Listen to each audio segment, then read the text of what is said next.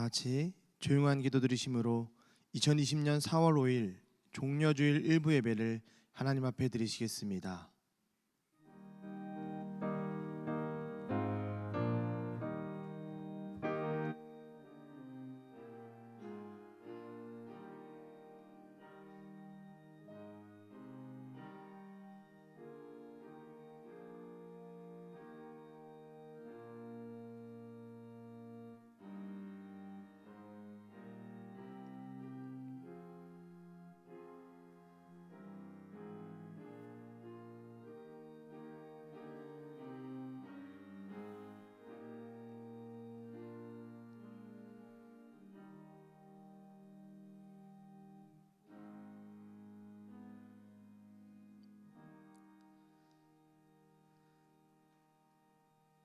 할렐루야. 여호와의 이름을 찬양하라.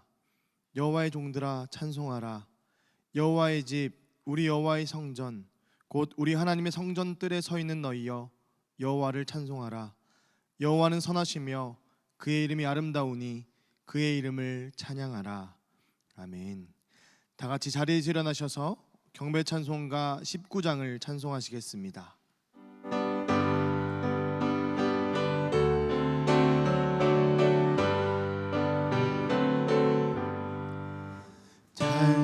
찬송하는 소리 있어 사람 기뻐하도다. 하늘 아버지의 이름 거룩 거룩하도다. 세상 사람 찬양하자.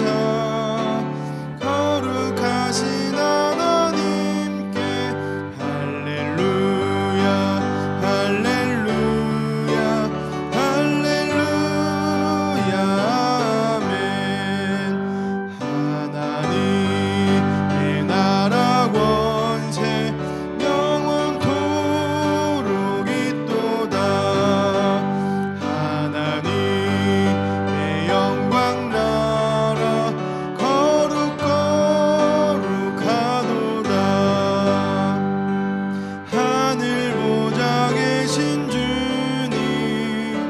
세상 주가 나시도다.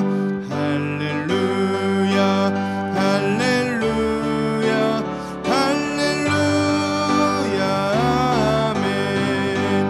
하나님의 크신 섭리 그 뜻대로 되도다.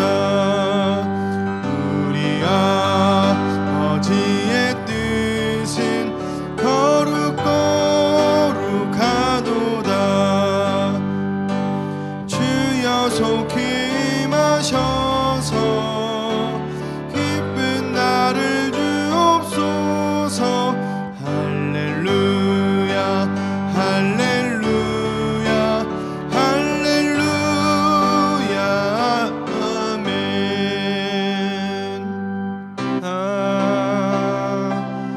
아멘.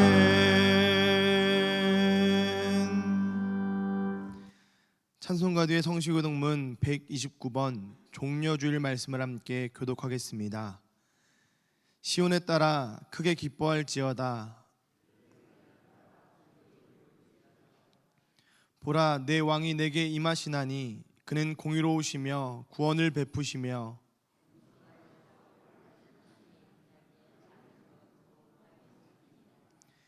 내가 에브라임의 병거와 예루살렘의 말을 끊겠고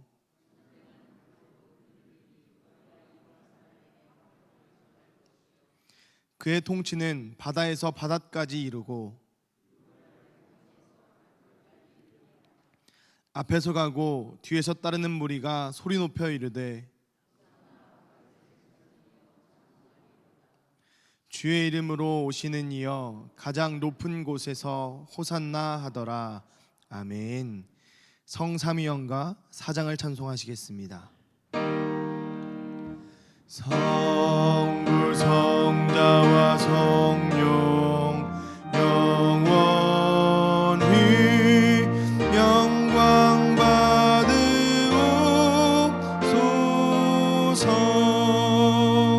태초로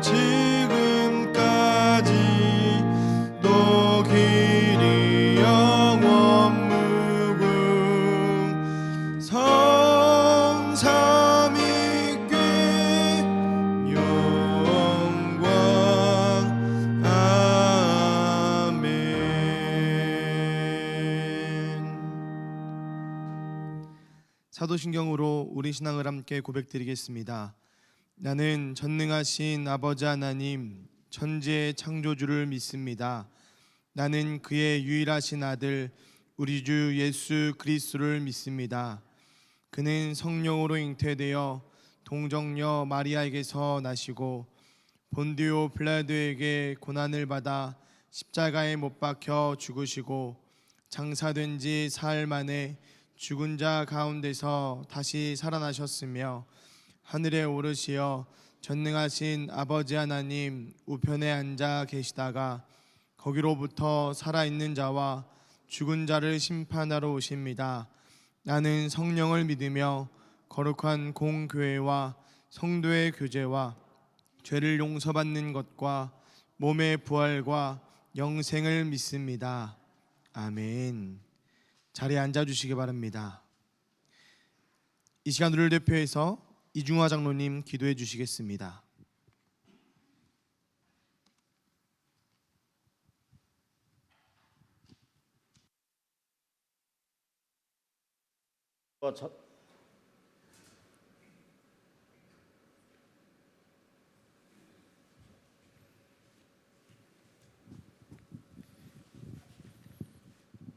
사랑과 자비가 무한하신 하나님 아버지 감사합니다.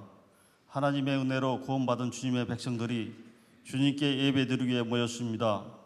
이 시간 성령님께서 임재하시어 우리 예배를 받아주시고 지난 한 주간도 주님의 말씀대로 살지 못하고 있는 모습 그대로 주님 전에 나왔습니다. 우리 죄를 용서해 주시고 주님의 보혈로 몸과 마음을 깨끗하게 씻어 주시옵소서. 사랑의 하나님, 이 나라에 복 주시고 모든 경영을 하나님께 주관하여 주셔서 먼저 하나님 나라와 의를 구하게 하시고 이 나라가 평안을 누릴 수 있도록 인도하여 주시옵소서. 4월 15일은 우리나라 국회의원을 뽑는 총선이 있습니다. 공명한 선거가 되게 하시고 진정으로 하나님을 두려워하며 나라와 국민을 사랑으로 섬기는 후보들이 당선되게 하여 주시옵소서. 해외 선교사님 위해 기도합니다. 문화적으로 어려운 환경 속에서도 하나님의 사명을 잘 감당케 하시고 예수 그리스도 복음을 전하실 때 어려움 없게 하시고 하나님의 은혜가 함께 하시길 원합니다. 해외에서 수고하시는 선교지가 코로나 바이러스부터 안전하게 지켜주시고 선교지가 복음화되어 하나님 나라로 확장되게 인도하여 주시옵소서. 우리 교회를 사랑하시는 하나님, 우리 교회가 기도하고 전도하는 성령 충만한 교회가 되게 하시고 모든 성도들이 만남과 사랑으로 교제하게 하루빨리 코로나 바이러스를 물리쳐 주시고 모든 예배가 정상적으로 드릴 수 있도록 인도해 주시며 우리 마음과 생각이 교회에 있게 하시고 우리 교회에 주께서 맡기신 선교의 사명을 잘 감당하게 하시고 어려운 이웃을 돕는 사랑의 교회가 되게 인도하여 주시옵소서. 담임 목사님, 지금까지 기도하신 모든 것 은혜로 더하여 주시어 계획하신 것보다 더 크게 사용되게 하여 주시고 우리 교회 모든 일을 하실 때 어려움 없게 인도하여 주시옵소서. 성령 하나님, 말씀을 전하기 위해 전하게 세우신 담임 목사님을 붙들어 주시어 주님의 말씀을 온전히 선포할 수 있도록 성령님께서 함께하여 주시고 말씀 전하실 때 우리 마음이 열리게 하시고 말씀을 듣고 한 주간도 평안을 지나게 하시고 육신의 질병으로부터 고통받은 자들은 고침을 받는 시간이 되게 인도하여 주시며 우리들의 삶이 세상에서 물지 않도록 인도하여 주시고 우리는 항상 깨어있는 신앙이 되게 하셔서 영적 전개에서 날마다 승리하게 하여 주시옵소서. 사랑의 하나님, 예배를 위해 돕는 성도들이 있습니다. 헌신하고 수고하시는 분들에게 축복하여 주시고 오늘 예배를 통하여 주님 홀로 영광 받으시길 원하며 우리를 죄에서 구원하신 예수님의 이름으로 기도드립니다. 아멘.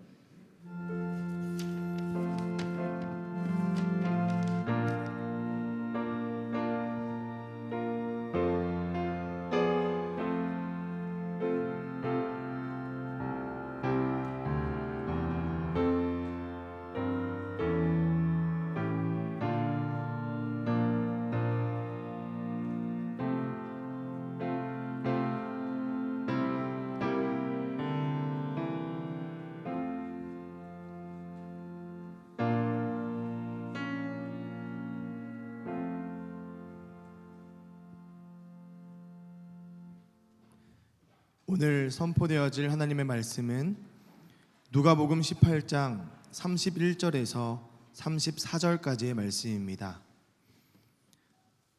신약성경 127면 정도에 있습니다. 봉독해드립니다. 예수께서 12제자를 데리시고 이르시되 보라, 우리가 예루살렘으로 올라가노니 선지자들을 통하여 기록된 모든 것이 인자에게 응하리라. 인자가 이방인들에게 넘겨져 희롱을 당하고 능욕을 당하고 침뱉음을 당하겠으며 그들은 채찍질하고 그를 죽일 것이나 그는 3일 만에 살아나리라 하시되 지자들이 이것을 하나도 깨닫지 못하였으니 그 말씀이 감추었으므로 그들이 그 이르신 바를 알지 못하였더라. 아멘. 이 시간 담임 목사님 나오셔서 하나님의 말씀 전해주시겠습니다.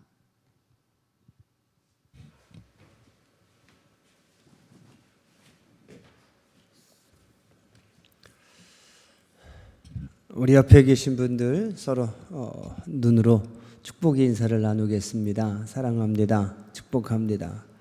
우리 하나님의 은혜와 예수님의 사랑과 그리고 성령의 도우심이 우리 함께 계심을 믿습니다. 오늘은 종료주일입니다. 종료주일은 예수님께서 예루살렘 성으로 들어가실 때 사람들이 거리로 나와서 종려나무 가지를 흔들며 예수님을 영접하고 환영한 것을 기념하는 주일입니다. 예수님께서 예루살렘 성으로 어린 나귀 새끼를 타고 들어오시자 예루살렘 성의 사람들이 모두 환영합니다. 마치 전쟁에 나갔다가 승리하고 돌아오는 장군을 맞이하는 것처럼 호산나를 부르며 예수님을 맞이합니다. 예루살렘 사람들은 예수님께서 성으로 들어오셔서 이제 로마 군인들 몰아내고 제사장도 내쫓고 서기관도 내쫓고 이제 새로운 임금이 되시는 줄로 기대합니다. 그래서 예루살렘에 사는 유대 사람들이 손에 종려나무 가지를 흔들며 예수님을 크게 환영합니다.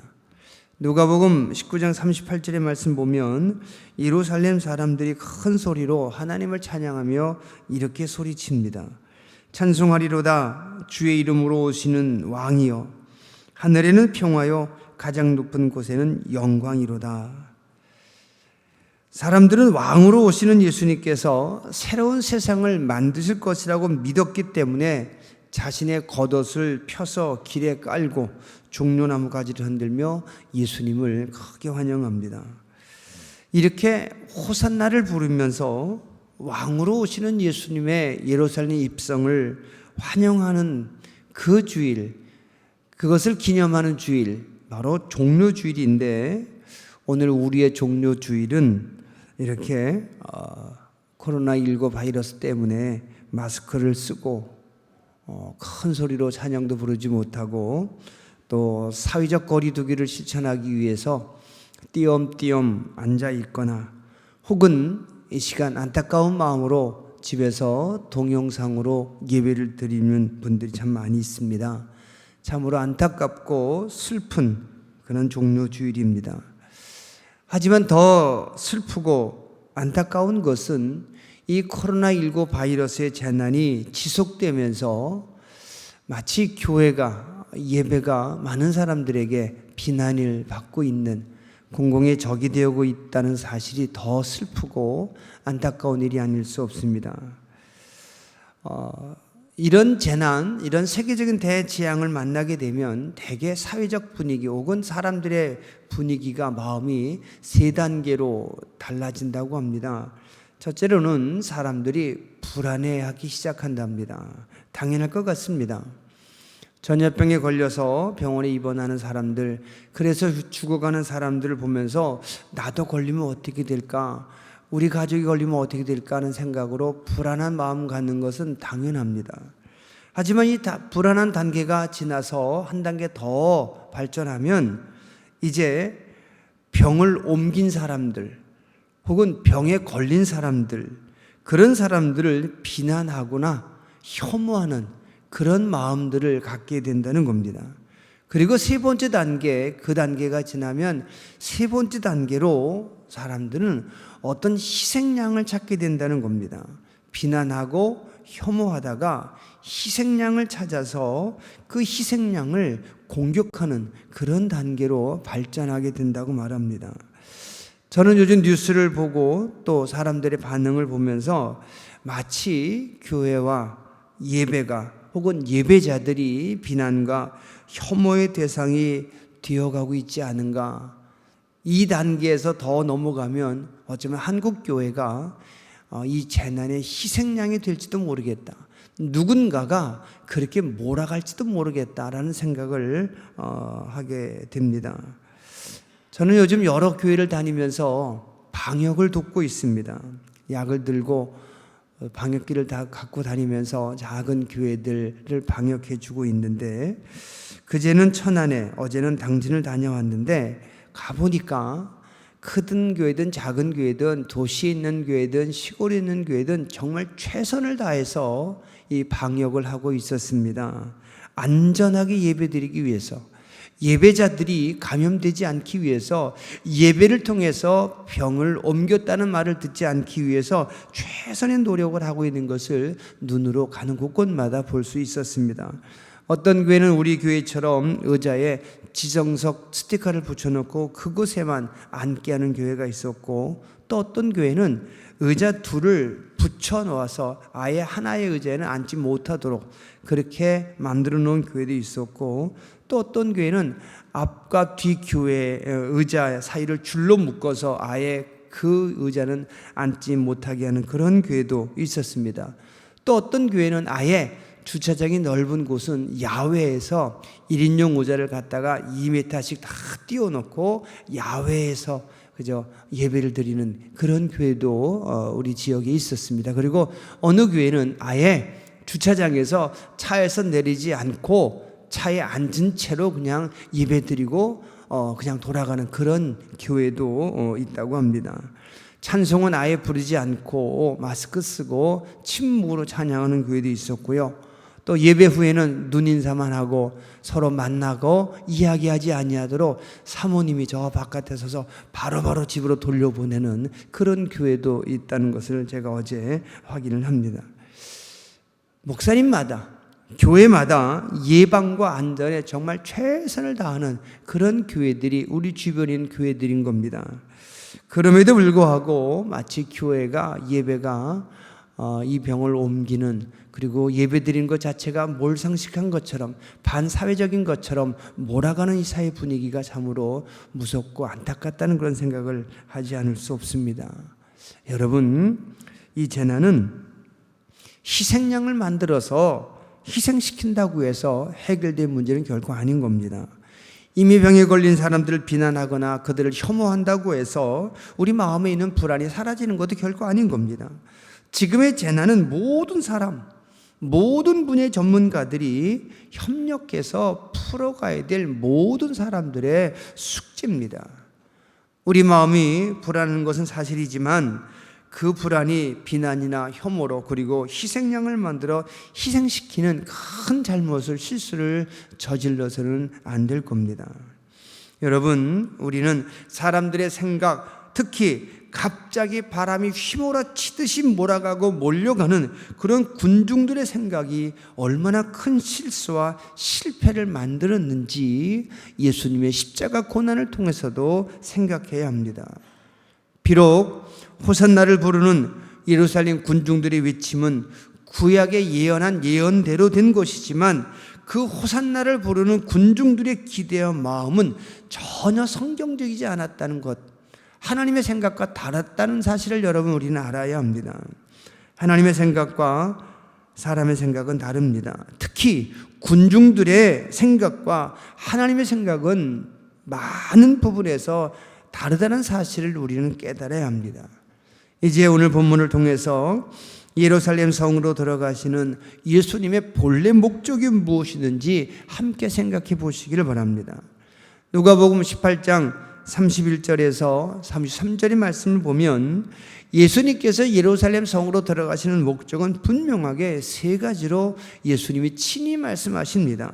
첫째로는 선지자들을 통해 말씀하신 하나님의 계획대로 하시기 위함이고, 두 번째는 고난을 받으시기 위함이고, 세 번째는 죽었다가 다시 살아나기 위함이라고 분명히 그 목적을 말씀합니다.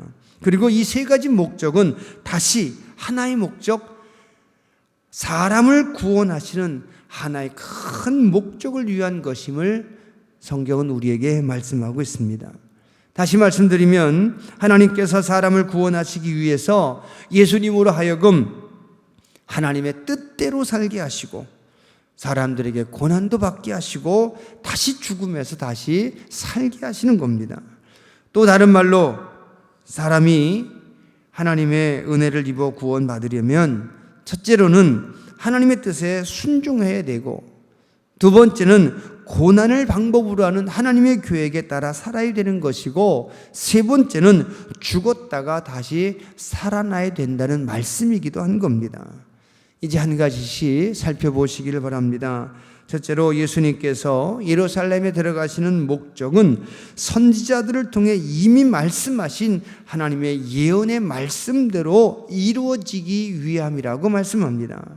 사람을 위한 하나님의 구원 계획은 반드시 하나님의 말씀과 하나님의 계획과 하나님의 방법에 철저히 순종할 때만 이루어진다는 것을 예수님께서 몸으로 보여주고 계시는 겁니다.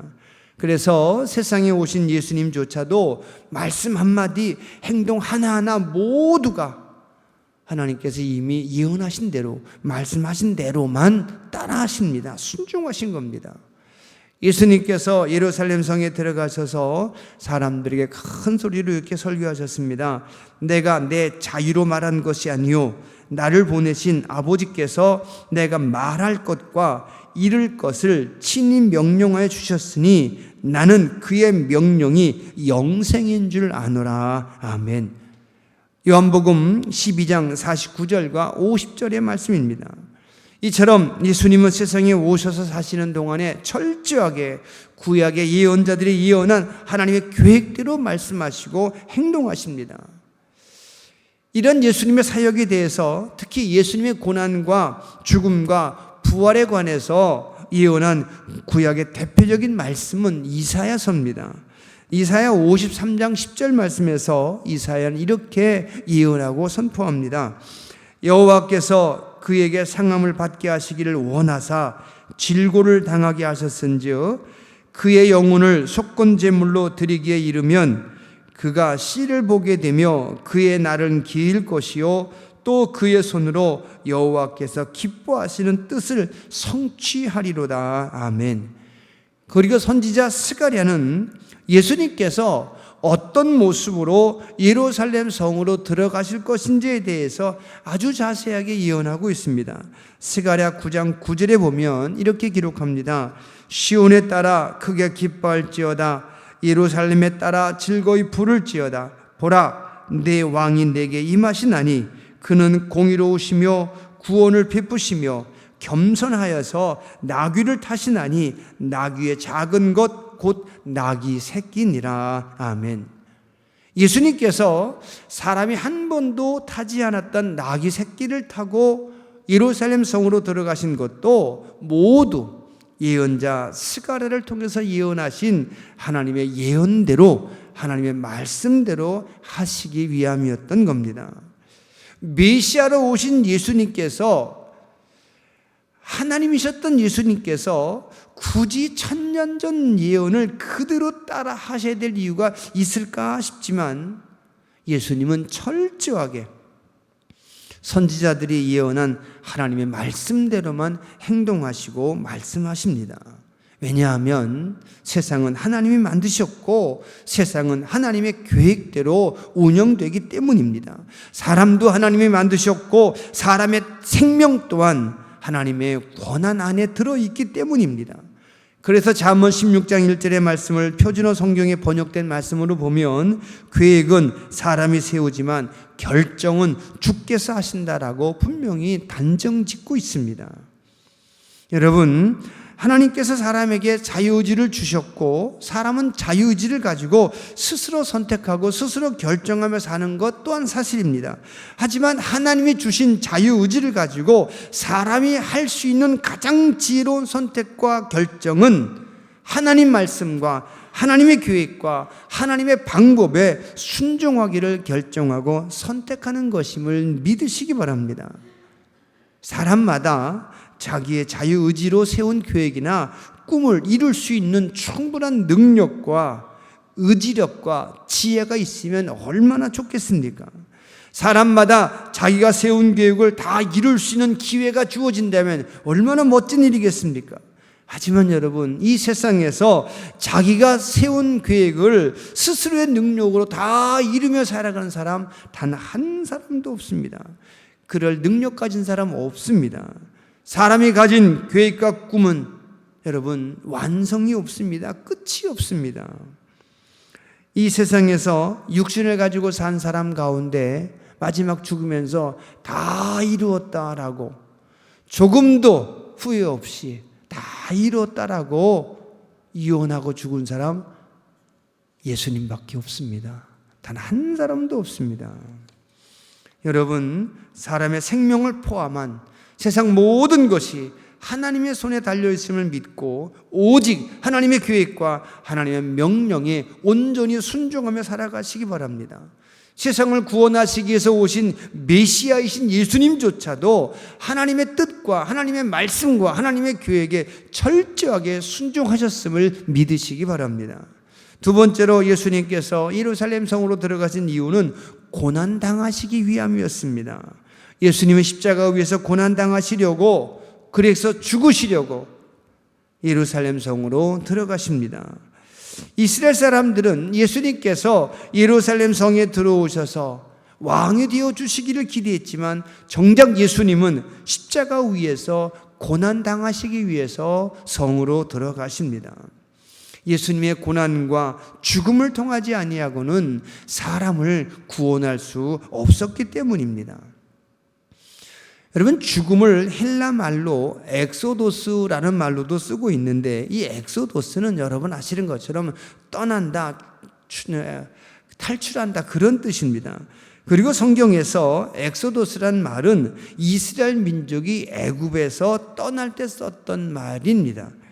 종살이하던 이스라엘이 하나님의 은혜로 약속의 땅으로 젖과 꿀이 흐르는 가나안 땅으로 떠날 때 엑소도스라는 말을 썼습니다. 때문에 예수님께서 예루살렘으로 들어가신 목적이 죽기 위해서, 다시 말해서 엑소도스 하기 위해서였다는 것은 단순히 예수님의 육신이 영원히 떠나는 사망 혹은 죽음을 의미하는 것은 결코 아닌 겁니다. 그것은 하나님께서 약속하신 하나님의 나라로 들어가는 것을 의미하는 겁니다. 요한복음 14장에서 예수님은 하나님께서 만드신 하나님의 나라에 대해서 말씀하시면서 내가 곧 길이요 진리요 생명이니 나로 말미암지 않고는 아버지께로 올 자가 없다고 분명히 말씀하셨습니다. 오직 예수님이라는 엑소도스의 길을 만드시기 위해서 고난과 죽음과 부활이 필요했기 때문에 예수님은 겸손과 평화의 상징이신 나귀를 타고 예루살렘 성으로 들어간 겁니다. 여러분, 예수님의 고난과 죽음이 사람을 구원하는, 사람에게 생명을 주고 영원한 평안을 주는 유일한 방법인 것을 아시기 바랍니다. 하나님께서 사람을 용서하시고 다시 부르셔서 곁에 살게 하시는 방법 또한 예수님의 고난과 죽음이었던 겁니다.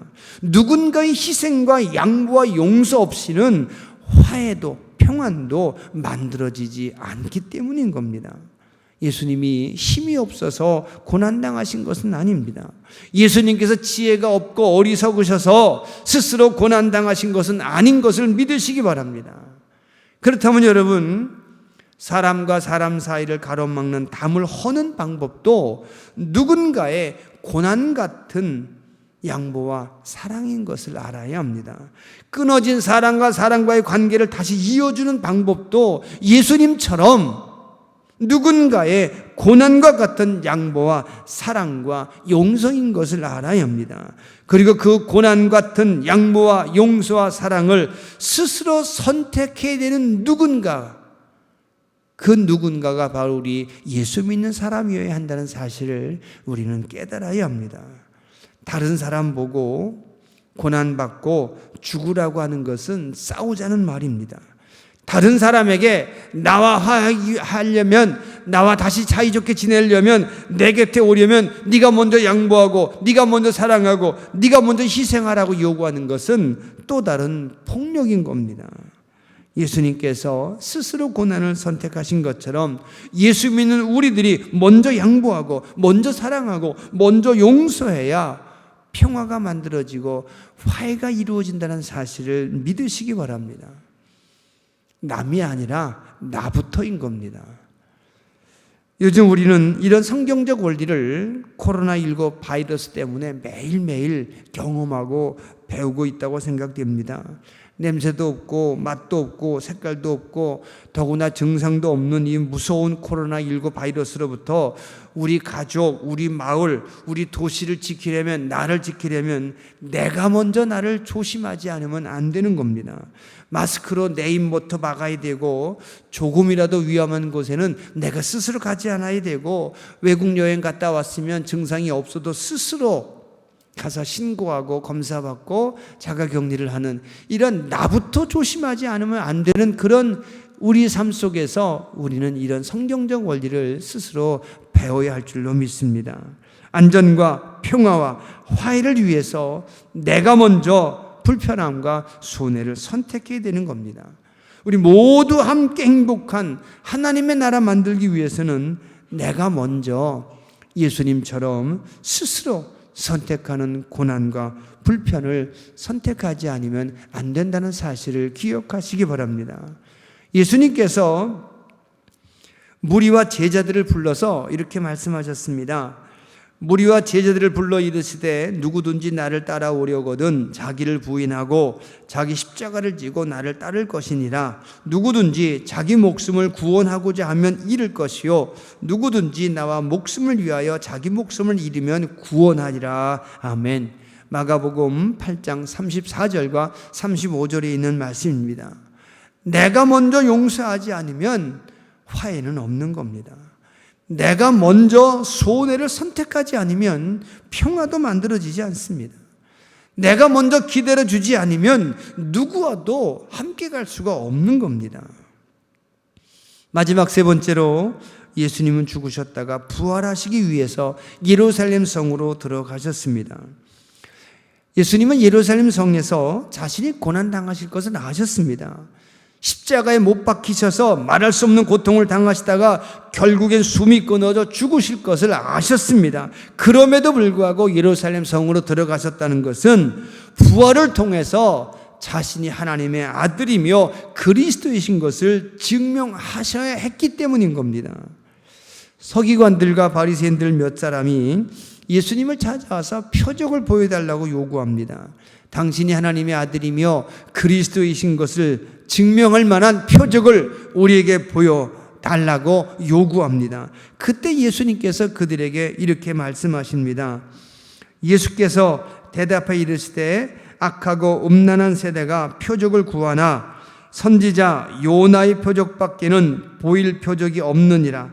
요나가 밤낮 사흘 동안 큰 물고기 뱃속에 있었던 것 같이 인자도 밤낮 사흘 동안 땅속에 있으리라. 아멘. 마태복음 12장 39절과 40절의 말씀입니다. 여러분 생각해 보십시오. 예수님은 이미 사람들에게 수많은 기적과 표적을 보여주셨습니다. 말씀으로 병자를 고치셨고 무리를 걷기도 하셨고 물고기 2마리와 보리떡 5개로 5,000명을 먹이고도 12광절이 남기는 놀라운 기적도 행하셨습니다. 죽어서 무덤에 장사 지냈던 나사로를 다시 살리신 적도 있고 사람이 죽었다고 말했던 회당장의 딸도 다시 살리셨습니다. 이처럼 예수님이 행하신 수많은 표적들 사람들이 알고 있습니다. 봤습니다. 그럼에도 불구하고 다시 표적을 보여달라는 이들에게 예수님께서 보여주실 표적은 스스로 죽었다가 다시 살아나는 부활밖에 없다고 말씀하십니다. 여러분, 예수님의 부활은 예수님이 하나님의 아들이시며 그리스도이신 것을 증명하는 가장 확실한 증거임을 기억하시기 바랍니다. 그리고 부활하신 예수님을 믿는 모든 성도들은 이런 예수님과 더불어 죽고 더불어 살아야 한다는 것을 예수님께서 제자들에게 가르치고 말씀하십니다. 예수님의 부활이 예수님이 그리스도인 것을 증명했고, 그 증명을 우리가 믿고 그래서 예수님의 그리스도로 고백한다면 우리는 그리스도이신 예수님의 명령에 순종하며 사는 것이 마땅하다는 것을 알아야 합니다. 여러분, 우리는 예수님의 부활과 영원한 하나님의 나라를 믿습니다. 때문에 우리는 우리의 일상에서 예수님의 부활을 믿고 영원한 하나님의 나라를 믿는 사람답게, 성도답게 살아야 합니다. 사도 바울의 표현대로 말씀드리면 예수님의 부활을 믿는 우리들은 죄에 대하여는 죽고 하나님에 대하여는 살아야 한다고 말씀합니다. 로마서 6장 11절 말씀부터 13절까지 말씀을 우리 작은 목소리로 함께 따라 읽으시기 바랍니다. 이와 같이 너희도 너희 자신을 죄에 대하여는 죽은 자요 그리스도 예수 안에서 하나님께 대하여는 살아있는 자로 여길지어다. 그러므로 너희는 죄가 너희 죽을 몸을 지배하지 못하게 하여 몸의 사욕에 순종하지 말고, 또한 너희 지체를 불의의 무기로 죄에게 내어주지 말고, 오직 너희 자신을 죽은 자 가운데서 다시 살아난 자같이 하나님께 드리며 너희 지체를 의의 무기로 하나님께 드리라. 아멘. 한마디로 내 몸이 요구하는 대로 살지 말고 하나님께서 명령하시는 대로 살아야 된다는 뜻입니다. 내 몸이 요구하는 것은 나 자신을 먼저 사랑하는 것일 겁니다. 그리고 하나님께서 명령하시는 것은 하나님과 이웃을 먼저 사랑하라는 말씀인 겁니다. 사랑하는 성도 여러분, 오늘은 예루살렘 성으로 들어가시는 예수님을 환영하는 그런 종료주일입니다. 비록 우리가 이렇게 마스크를 쓰고 혹은 동영상을 보며 예배를 드리고 있지만 우리 마음으로는 호산나를 부르며 예수님을 환영하고 영접해야 합니다. 어린 나귀 새끼를 타신 예수님의 모습 보면서 모든 것이 하나님의 말씀대로 되지 않으면 아무것도 해결될 수 없음을 알아야 합니다. 스스로 선택하는 고난이 아니고는 생명과 평안을 만들 수 없음도 알아야 합니다. 뿐만 아니라 부활을 믿고 영생을 믿는 우리는 몸이 요구하는 대로가 아니라 부활하신 예수님께서 명령하신 대로 살아야 됨을 기억하시기 바랍니다. 이제 우리는 코로나19 전염병이라는 큰 재앙 속에서 더 이상 교회와 예배와 예배자들이 비난과 혐오의 대상이 되지 아니하도록, 그리고 어리석은 군중들에 의해서 희생양이 되지 아니하도록 지혜롭게 예배하고 기도하며 믿음으로 승리하는 여러분들 되시기를 우리 주님의 이름으로 부탁을 드리겠습니다. 기도하겠습니다. 자비하신 아버지 하나님, 이 재난 속에서도 예배할 마음 허락하심을 감사합니다. 모여 예배하게 하시고 또 집에서 동영상을 보며 예배하게 하신 것 감사합니다. 이 모든 예배가 동일한 예배로 하나님의 동일한 은혜와 동일한 능력과 응답을 허락하실 줄로 믿습니다. 예배를 통해서 이 재난을 극복할 수 있는 지혜를 얻게 하시고 믿음을 얻게 하시며 기도가 하나로 모아지게 하여 주시옵소서.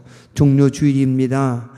예수님께서 왕으로 오신 날을 기념하는 종료주일, 우리 마음속에 왕으로 오신 예수님을 환영하며 영접하게 하셔서 마음속 깊은 곳으로부터 왕이신 예수님을 영접하고 왕이신 예수님의 명령에 순종하는 그런 삶을 살겠다고 다짐하고 결심하게 하여 주시옵소서. 예수님의 이름으로 감사하며 기도합니다. 아멘. 우리 모두 일어서셔서 봉헌 찬양 부르시며 드린 예물을 하나님께 봉헌하겠습니다. 주여 예물 받으소서. 주여 예물 받으소서.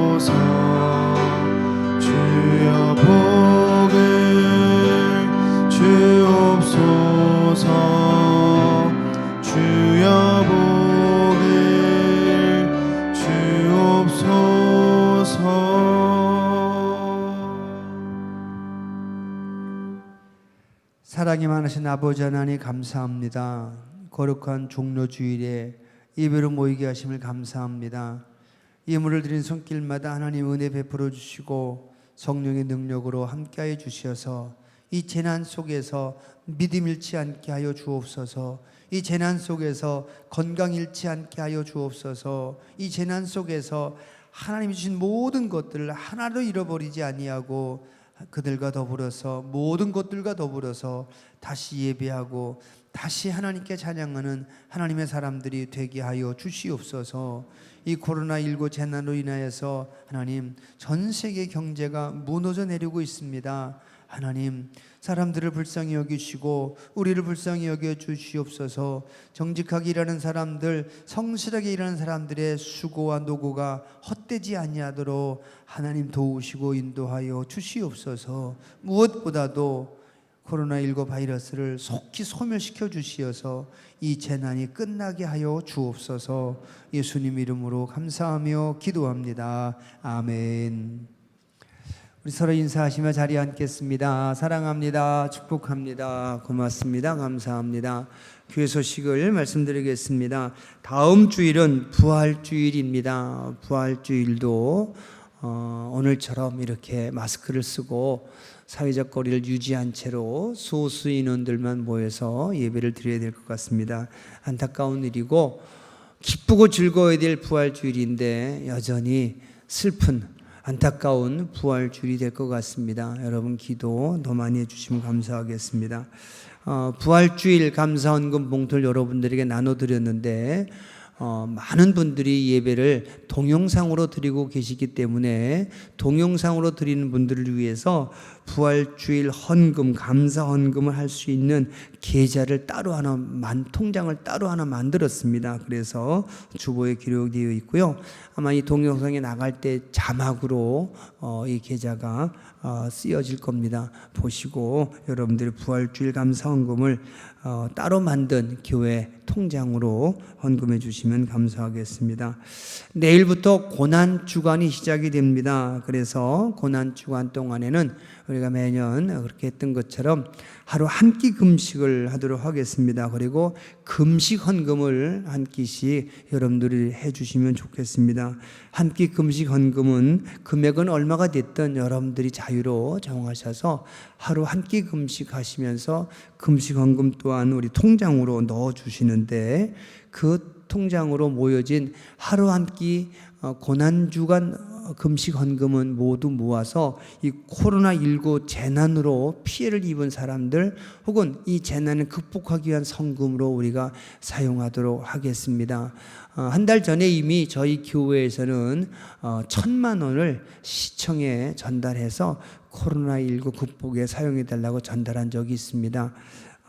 이 고난주간에 우리가 하루 한 끼 금식하고 기도하면서 그 금식 헌금으로 다시 코로나19가 속히 사라지고 또 이 19 바이러스 재난으로 인하여서 큰 피해를 입은 당장 생기가 어려워진 그런 분들도 계실 텐데 그런 분들을 위해서 사용될 수 있도록 여러분 기도하시면서 마음과 사랑과 기도를 모아주시면 감사하겠습니다. 주일 낮예배, 수요 설교, 고난주간 묵상 영상 모두 유튜브에 떠 있습니다. 검색창에 대천중앙감리교회로 검색하시면 누구나 다 보실 수가 있습니다. 주일 낮예배도 그렇고 수요 예배도 그렇고 새벽 예배도 그렇습니다. 근데 참 신기하고 놀라운 사실을 제가 발견했습니다. 보통 예배 주일 낮예배에 제일 많이 모이시고 그 다음에 이제 수요 예배 그 다음으로 숫자를 말씀드리는 겁니다. 모이시고 새벽 예배가 이제 제일 예배 중에 적게 모이는데 이상하게 동영상 조회수도 똑같습니다.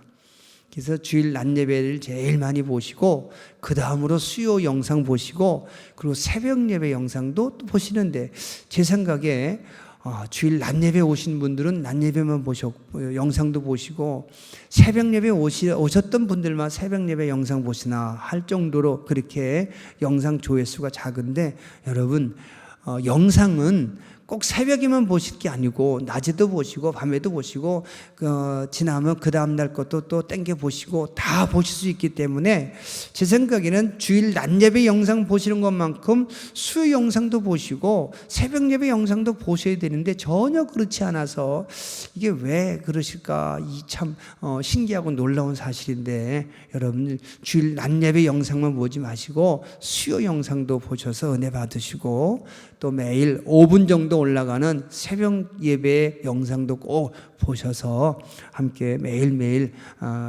말씀으로 은혜를 나누시면 좋겠습니다. 주변 분들에게도 꼭 말씀해 주셔서 함께 영상으로 예배드리면서 우리 믿음이 낮아지지 않도록, 허술해지지 않도록 늘 기도해 주시면 좋겠습니다.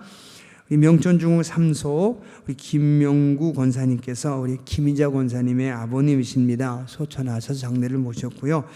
또 이번 주 토요일에 4월 10일 토요일에 우리 심윤아 권사님의 딸인 진송이 양이 결혼합니다. 머드린 호텔에서 결혼하는데 여러분 축복해 주시면 감사하겠습니다. 우리 이현주 집사님은 시티 프라다움으로 이사하셨습니다. 또 한 주간 우리 코로나19 바이러스와 싸우면서 승리하시길 바라고요. 또 교회와 예배와 예배자들 모든 이들을 함께 하나님께서 지켜주시기를 기도하면서 승리하시기를 우리 주님의 이름으로 부탁을 드리겠습니다. 기도드리겠습니다. 자비하신 아버지 하나님, 우리를 불쌍히 여겨 주옵소서. 인간의 나약함을 불쌍히 여기시고 자비의 품으로 능력의 손으로 붙잡아 주시어서 이 재난으로부터 속히 자유로워지게 하여 주옵소서. 예배가 회복되게 하시고 일상이 회복되게 하여 주시어서 마음껏 찬양하고 기도하며 마음껏 만나고 교제하며 하나님께 영광을 돌리는 하나님 예전으로 돌아가게 하여 주옵소서. 우리의 믿음이 하나님 약해지지 않게 하시옵소서. 시험 들어 낙심하지 않게 하여 주옵소서. 교회 안에 내분이 생기지 않게 하여 주옵소서. 한 분 하나님 의지하며 한 마음으로 한 뜻으로 하나님께 영광을 돌리는 삶을 살기 위해서 지혜를 모으게 하시고 기도를 모으게 하시고 스스로 불편함을 손해를 선택하는 예수님 같은 마음으로 살아가게 하여 주시옵소서. 이제는 우리 주 예수 그리스도의 크신 은혜와 우리 하늘아버지의 거룩하신 사랑과 성령님의 감화감동하심이 예배를 마치고 집으로 돌아간 모든 성도들 위해 지금부터 영원까지 함께 하시기를 간절히 축원하옵나이다. 아멘.